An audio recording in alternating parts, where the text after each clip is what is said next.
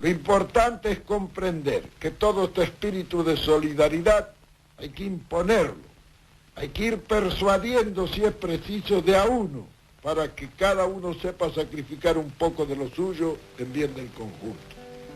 Predicamos con el ejemplo, que es la mejor de todas las prédicas.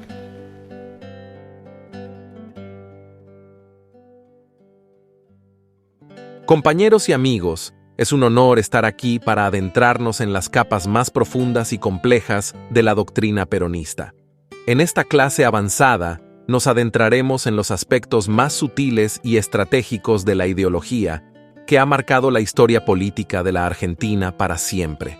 En esta clase hablaremos del criterio, la conducción, la evolución y adaptación de la doctrina, la estrategia y la táctica, y la formación continua. Empecemos. Número 1. Criterio. Entendemos como criterio a la capacidad intelectual de analizar, solucionar, accionar y comprender. Esto se debe de practicar en todo momento y también fomentarlo en nuestros compañeros, ya que esencialmente implica juicio crítico y la capacidad de tomar decisiones informadas. El criterio que debemos tener es propio, debe ser sólido, flexibles y adaptarse a los tiempos actuales, acorde a los principios fundamentales del movimiento, tales como la justicia social. Es uno de los pilares fundamentales del peronismo. Perón abogaba por la equidad y la distribución justa de la riqueza, buscando reducir las brechas económicas y sociales entre distintos sectores de la sociedad. Independencia económica. El peronismo promueve la idea de que una nación debe ser económicamente independiente. Esto implica el desarrollo de una economía sólida y autosuficiente, reduciendo la dependencia de influencias externas. Soberanía política.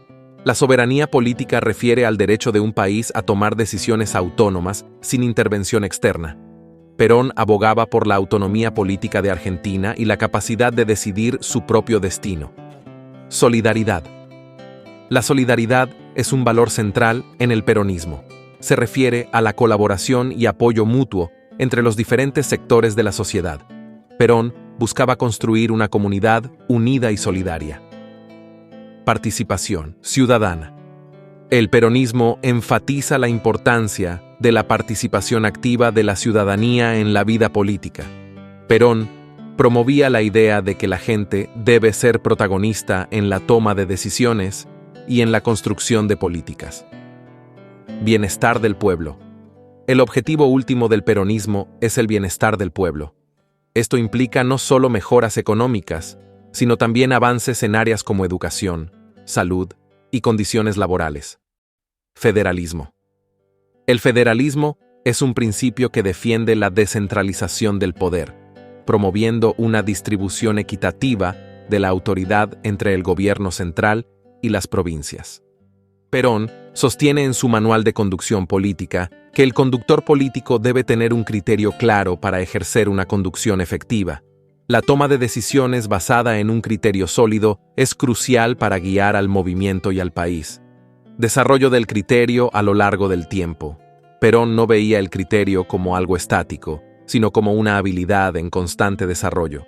La experiencia y el aprendizaje continuo son esenciales para fortalecer y afinar el criterio político. Criterio y participación ciudadana. La doctrina peronista destaca la importancia de la participación activa del pueblo en la toma de decisiones. El criterio del líder debe integrar las necesidades y aspiraciones del pueblo, asegurando una conducción que refleje los valores y objetivos del movimiento. Ejemplos prácticos. Capacitación y formación para desarrollar el criterio.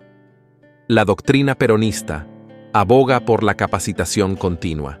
La educación política y la formación constante son elementos esenciales para desarrollar un criterio sólido y fundamentado. Criterio y valores. Peronistas. El criterio debe alinearse con los valores fundamentales de la doctrina peronista, como la justicia social, la solidaridad y la participación ciudadana. El criterio no es solo una habilidad técnica, sino un componente ético y moral. Al hablar del criterio dentro de la doctrina peronista, es crucial contextualizarlo dentro de los principios y valores fundamentales del peronismo, mostrando cómo esta capacidad de discernimiento contribuye a una conducción política coherente y efectiva. También debemos de entender cómo es un peronista ideal. Para ello escuchemos al general en el documental Perón, actualización política y doctrinaria para la toma del poder.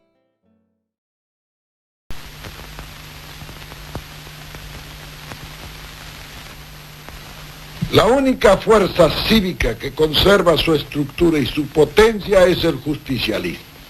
Y dentro de él, la clase trabajadora. Estas fuerzas representan el eje del movimiento revolucionario nacional. ¿Pero qué es lo que define a una persona hoy en Argentina como peronista? Bueno, peronista para mí, como conductor del movimiento, es todo aquel que cumple la ideología y la doctrina peronista. Por otra parte, nosotros esto lo hemos aclarado bien en el movimiento. Hay un decálogo del peronista, donde se dice cuáles son las 10 condiciones básicas que debe llenar un hombre para ser y sentir y poderse sentir peronista. De manera que, persuadido de esa verdad, eso es ser peronista. Indudablemente que en este momento hay un desplazamiento natural hacia el peronismo, que nos lo da el éxito de toda esta larga lucha de los 16 años pasados del 55 hasta ahora. En eso no hay que extremar las cosas. El movimiento peronista jamás ha sido ni excluyente ni sectario. Nuestro movimiento, por ser de una tercera posición, es un movimiento de gran amplitud. Eso es el peronismo. Ahora, dentro de la acción política que se desarrolla todos los días, vemos mucha gente que proviene de otros sectores políticos, que pueden ser del comunismo, pueden ser del conservadorismo, porque de todo hay en la huerta del Señor. Por aquí han pasado las más diversas tendencias. Y yo a todos les digo exactamente lo mismo. Vean, señores, cuando nosotros formamos el justicialismo, vinieron hombres conservadores, como el doctor Remorino. El doctor Remorino era secretario de Julito Roca, de manera que imagínense, del riñón de la oligarquía, y fue un gran peronista, un buen servidor, gran peronista. Del otro lado vinieron sectores socialistas, como Bramuglia, como Borlegui, como, en fin, un montón, y también del comunismo. Y todos esos hombres han demostrado a lo largo de estos años que han sido buenos peronistas. ¿Por qué vamos a presuponer que un hombre que se incorpora hoy, en vez de haberlo hecho hace 45 o hace 25 años, va a ser peor que esos que se incorporaron entonces? En este sentido, el movimiento justicialista, para ser realmente justicialista, y debe admitir que todos los hombres pueden ser buenos, y que todos pueden tener razón, e incorporarlos a servir al movimiento. En este sentido, ¿sabe? Yo me doy cuenta, con todo lo que ha pasado en el país, yo pienso que habrá un sector malintencionado, pero más que nada ha sido un sector desaprensivo o ignorante, o algún bruto también. Y el bruto siempre es peor que un malo, porque el malo suele tener remedio, el bruto no. He visto muchos malos que se han vuelto buenos, no he visto jamás un bruto que se haya vuelto inteligente. De manera que en todo esto que uno va echando a la balanza de la apreciación de los hombres, debe servirle para calificar y para compensar. Eso es conducción. Los hombres son útiles en la medida de su capacidad y de su buena intención. El hombre bien intencionado, aun cuando no sea muy capaz, suele servir. Es indudable que el hombre no puede ser perfecto, entonces tiene sus pasiones y tiene sus intereses. Las pasiones y los intereses individuales son los que desvían y deforman la actuación peronista. Porque no podemos pedir que en cada peronista haya un santo o un héroe. Eso no sale todos los días. Es bastante con que sea un hombre. Con que sea un hombre con sentido y con sentimiento peronista. Es lo más que podamos exigir. Un hombre de nuestro movimiento podrá tener cualquier defecto, pero el más grave de todo será no ser un hombre del pueblo. En la política esto es tan cierto como en la vida. En consecuencia, todas esas condiciones son las que debe reunir un peronista o un justicialista. El movimiento peronista es de todos los que lo formamos y defendemos. Y allí radica el derecho de que cada uno tiene de sentir y de pensar para el beneficio común, como lo establece el viejo apotegma peronista.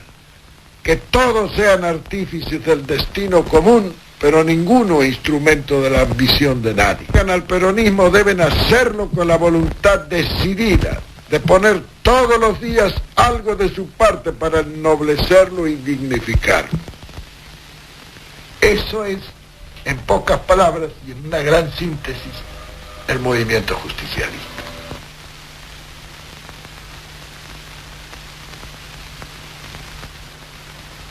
El movimiento tiene enemigos de afuera y enemigos de adentro. Quien no lucha contra el enemigo ni por la causa del pueblo es un traidor. Quien lucha contra el enemigo y por la causa del pueblo es un compañero. Y quien lucha contra un compañero es un enemigo o un traidor. Dice Mao Zedong que el que lucha contra un compañero es que se ha pasado al bando contrario. Esto lo hemos observado todos. No hay peronista que no haya observado este tipo de disidencia, siempre sospechoso, pero más que nada negativo para el trabajo de conjunto que debemos realizar. En el movimiento peronista eso tiene su remedio, porque el movimiento peronista ha sido creado y conducido en forma que desarrolle sus propias autodefensas. En esto hay una tremenda similitud entre el organismo fisiológico y el organismo institucional.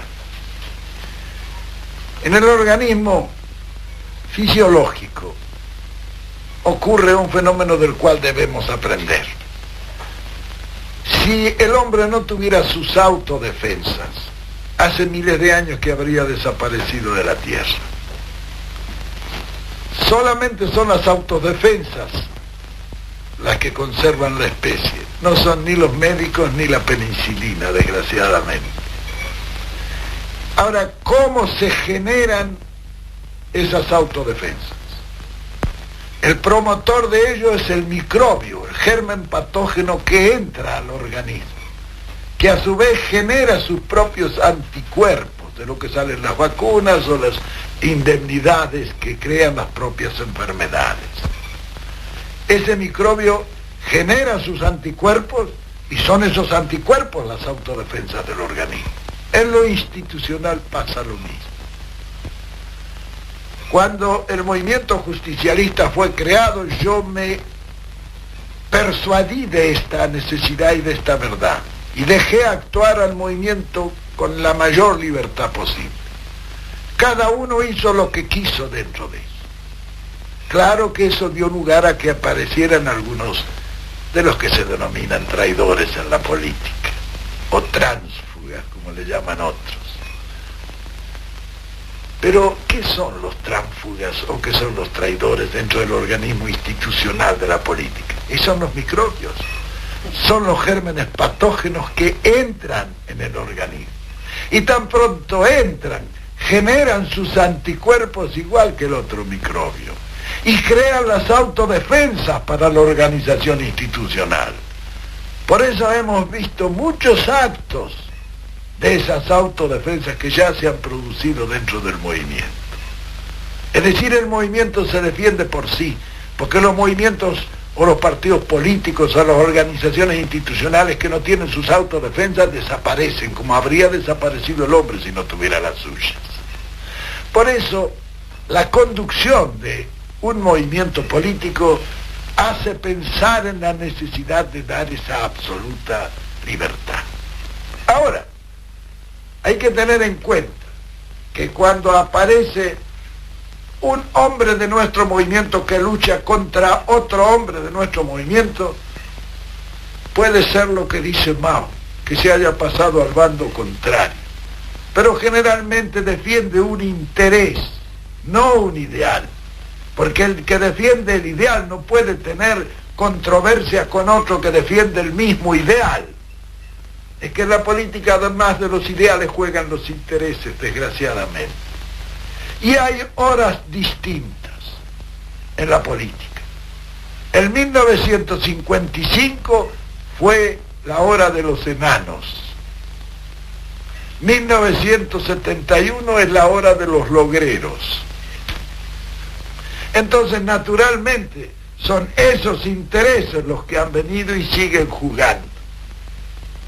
Pero el peronista debe darse cuenta que cualquiera sean sus intereses, no pueden estar sobre el ideal que todos defendemos y al cual todos debemos luchar. Por eso, el justicialismo creó un apotegma que dice que para un peronista no puede ni debe haber nada mejor que otro peronista. Entonces, ¿cómo puede ser posible que un señor que está en la misma lucha esté luchando contra otro peronista cuando tiene un enemigo al frente con quien debe naturalmente luchar? El movimiento tiene enemigos de afuera y enemigos de adentro. Quien no lucha contra el enemigo ni por la causa del pueblo es un traidor. Quien lucha contra el enemigo y por la causa del pueblo es un compañero. Y quien lucha contra un compañero es un enemigo o un traidor. Claro, todo esto es consecuencia de poner en armonía la necesidad de crear las autodefensas, dando absoluta libertad de acción a todo el que se desempeñe dentro del movimiento. Eso tiene favorable la creación de las autodefensas. Naturalmente que en la vida no todos los factores son favorables. Hay un factor desfavorable y es el que muchas veces se empeñan en lucha fracciones de nuestro movimiento en contra del objetivo común que perseguimos. La conducción debe de ejercer sobre todas esas fuerzas sin violencia su acción persuasiva, que es lo que trato de hacer yo. Es decir, que el que conduce en conjunto debe de ser una suerte de Padre eterno que bendice orbe et urbis, e influenciar a todos para que esa bendición los alcance en forma de encaminarlos hacia el objetivo y desviarlos de los objetivos sospechosos o que sostienen los intereses parciales. Porque en política, sobre todo en el ambiente dirigente, es donde están todos los problemas. En la masa no hay ningún problema. Es que los dirigentes a menudo, cada uno de ellos lleva un gallito bajo el brazo y defiende sus intereses o los intereses de su gallito. Esto es indudablemente en este momento perceptible, pero que debe ser corregido. Cuando hay dirigentes que no están en lo que están todos los demás dirigentes, hay que desconfiar de ellos. Esos andan en algo inconfesable, aunque den otras razones. Y eso nosotros lo hemos tenido en evidencia durante estos 16 años muchas veces. Sin embargo, la misma organización sindical o el movimiento se ha encargado de aplicar las sanciones que las autodefensas han aconsejado. Cualquiera sea el escenario en que se lucha por la misma causa. De manera que no hay que mirar al costado para ver qué hace el compañero, hay que mirar al frente para ver qué hace el enemigo. Es decir, que desde los que trabajan en todos los frentes de superficie, a los que trabajan en, digamos, en las acciones, de activistas y estratégicas, es toda la parte... Todos están luchando por lo mismo, porque el dispositivo de la lucha táctica necesita estar articulado. Otros están en una acción de superficie, otros están en una acción violenta y activa, otros están preparando para la futura acción con estudios tecnológicos, etc. Cada uno de ellos está trabajando para lo mismo. ¿Cómo identificamos al aliado y al enemigo? Usted ha definido al compañero y al traidor. ¿Puede definir al aliado? Bueno, un aliado es el que trabaja por la misma causa que trabajamos nosotros. También lo dice Mao. Lo primero que el hombre ha de discernir cuando conduce es establecer claramente cuáles son sus amigos y cuáles sus enemigos. Y dedicarse después, esto ya no lo dice Mao, lo digo yo, al amigo todo, al enemigo ni justicia. Porque en esto no se puede tener dualidades. Todo el que lucha por la misma causa que lucho yo es un compañero de lucha. Piense como piense, y sobre todo nosotros no tenemos que tener suspicacias en ese sentido, porque ninguno de los grupos que se incorporan al peronismo, con buenas y algunas veces con peligrosas intenciones, nos hará peligrar a nosotros, porque todavía había conseguido teñir el océano con un frasco de tinta. Ellos y nosotros en toda la marcha de nuestro movimiento hemos demostrado que no ha habido fuerza política capaz de enfrentarse con nosotros. Y en el futuro la habrá menos, porque hoy ya estas cosas se están esclareciendo suficientemente como que para cada argentino pueda pensar lo que le conviene al país. Ahora, indudablemente, quizá eso no sea lo que le convenga a él, por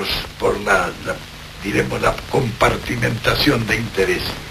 Pero lo que le interesa y conviene al país es indudable que son la realización de nuestras ideas, y no las que acaban de fracasar a través de esta dura, amarga y triste experiencia de 16 años de desorganización, de desgobierno, de injusticia y de arbitrariedad.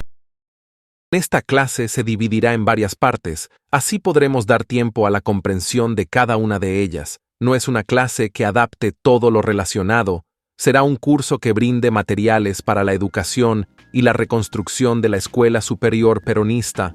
Toda esta formación no estaría completa sin la participación de cada uno de ustedes.